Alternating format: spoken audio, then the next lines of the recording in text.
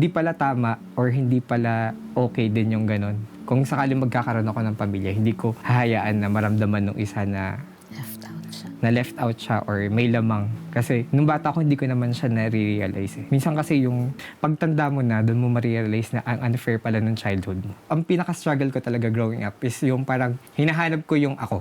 Kasi parang kini-question ko din. Tapos yun, siguro na nagkaroon lang ako ng realization na hindi talaga ako anak ng daddy ko. Na proud kaya siya sa akin somehow. Kasi hindi naman kami nagkaroon ng parang one-on-one talk or parang sweet moment lang. Yung parang maglalas ng 5 minutes. Parang ganon. Wala. Hala. Did you have a difficult childhood? Ang bigat. Ang bigat ko yung kwento. Magulo kasi yung family tree namin. Parang dun sa kinalakihan ko, ate ko, ako, tas I have 4 younger siblings. Tapos, when I turned teenager, doon ko na nakita na hindi pala ako anak ng daddy ko. Tapos, yung daddy ko, yung kinalakihan kong daddy, may family pa siyang iba dito sa Pinas tsaka sa Taiwan. Tapos yung mom ko naman, may anak din siya sa una. So, medyo magulo talaga yung family tree. Kumbaga, tapos yung akala ko na parang isang set kami ng family. Like, kami 6 na magkakapatid kayo. Turns out, parang face lang siya kasi hindi pala ako talaga full-blooded na kapatid ng mga kapatid ko. Tapos, parang growing up, kasi iba yung itsura ko sa aming magkakapatid. Ako lang yung Pinoy looking kasi yung daddy namin ay Chinese. So, parang growing up, lagi akong nasasabihan ng mga kapitbahay namin, or mga kamag-anak namin na hindi mo naman tatay yun or hindi ka naman anak, ampon ka lang, ganyan. Parang lagi ko na siya naririnig pero hindi ko lang siya pinaniniwalaan. Maayos naman yung childhood ko sa when it comes to siguro yung mga kailangan namin kasi yung daddy namin ay great provider talaga siya. Pagka pumasok ka sa bahay namin, hindi ka mamroblema ng pagkain.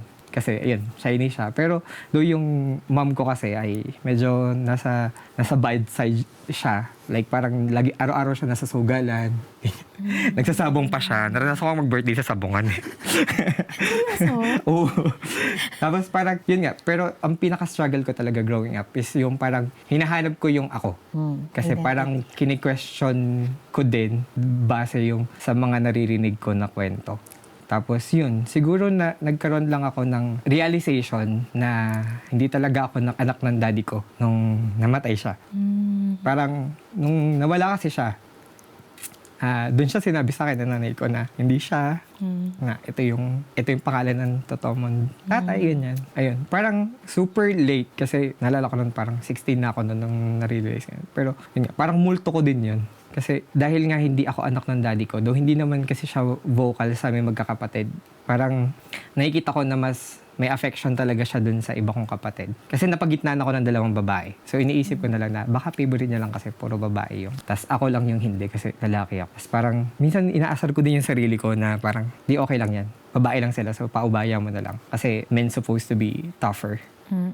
So, parang hinahayaan ko na lang yung ate ko tsaka yung kapatid ko na babae na. Sino-justify mo na lang. Sila na lang. Sige, kasi mas kailangan naman nila yung affection and yung tutok na kailangan nila from our dad. Tapos yun nga, parang ang hirap kasi aside sa kailangan kong patunayan yung sarili ko dun sa daddy ko para mapansin niya ako. Parang ang dami kong bubog na napafeel ko na proud kaya siya sa akin somehow. Kasi hindi naman kami nagkaroon ng parang one-on-one talk or parang sweet moment lang.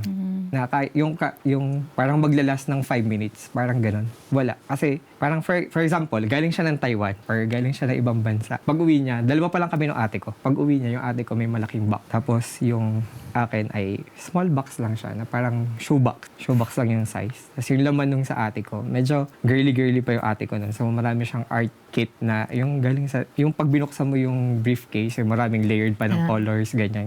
Wala naman siyang talent sa pagdodor. Binuli yung ate.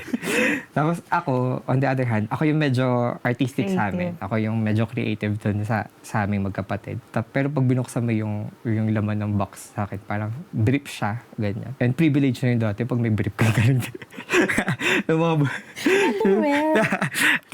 Kasi dami kong kalaro dati, walang brief. Parang privilege siya. So yung ate ko, medyo hindi ko siya tinitignan na parang naiinggit ako dun sa ate ko dahil may mga ganun siya. Kasi somehow yung ate ko, dahil di naman niya magagamit yun. Ako lang din yung gagamit nun.